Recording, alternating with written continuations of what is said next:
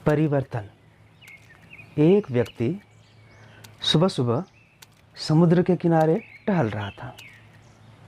अचानक उसका ध्यान एक बच्चे की तरफ गया और वह उस बच्चे की गतिविधियों का अवलोकन करने लगा। उसने देखा कि बार बार वह बच्चा नीचे बैठता है और रेत से कुछ उठाकर वापस समुद्र में डाल देता है। वह बालक के करीब पहुंचता है तो देखता है कि वह बालक तारा मछलियों से घिरा खड़ा है, जो समुद्र की लहरों के साथ किनारे पर आ जाती हैं और वह उन्हीं असहाय मछलियों को पुनः समुद्र में डाल रहा है। वह व्यक्ति उस बालक से पूछता है कि वह ऐसा क्यों कर रहा है।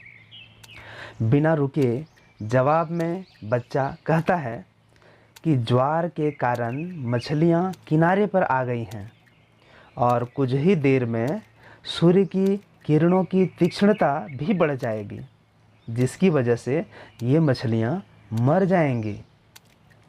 सहनशीलता के साथ वह व्यक्ति पुनः उस बालक को समझाता है कि यहाँ कई हजार मछलियाँ हैं और तुम चाहकर भी सभी को नहीं बचा सकते।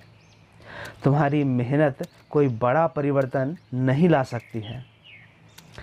बालक शिष्टतापूर्वक बात को सुनता है और एक मछली उठाकर पुनः पानी में डालकर जवाब देता है, मैंने इस मछली के लिए तो परिवर्तन ला ही दिया।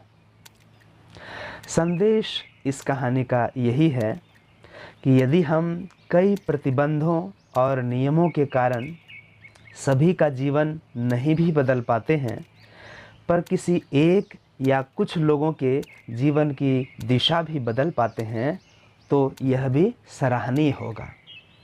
इसी प्रकार की घटना आपके जीवन में भी होगी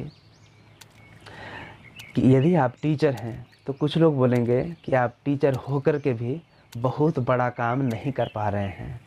मतलब कि आप पूरे एक गांव को नहीं बदल पा रहे हैं, आप पूरे एक पंचायत को नहीं बदल पा रहे हैं, आप पूरे एक ब्लॉक या फिर ज़िले को नहीं बदल पा रहे हैं, या फिर एक राज्य में आप बदलाव नहीं ला पा रहे हैं।